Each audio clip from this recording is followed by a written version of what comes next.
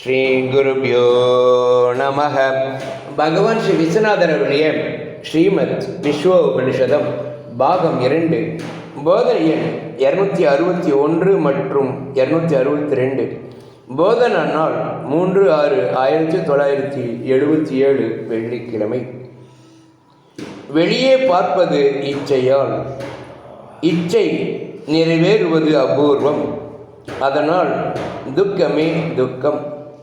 வெளியே பார்ப்பது, இச்சிப்பது முற்றும் நிறுத்த அடக்குமுறை பழிக்காது. பழகி வந்த செயல் விசாரம் செய்து வாசனை பலம் குறைந்து சாட்சி பாவனை செய்து வந்தால் பிராரப்த முடிவில் பிறவி பிணிக்கு வித்தில்லையே, துக்கமும் தொலைந்தது.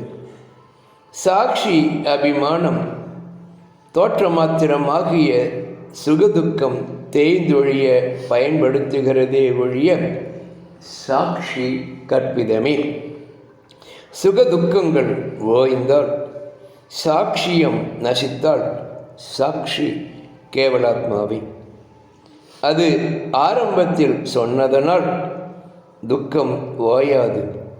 அதற்கு சாட்சி பாவனை தேவை. ஓம் ஓம் ஓம் ஓம் ஓம் ஓம். சாந்தி சாந்தி சாந்தி.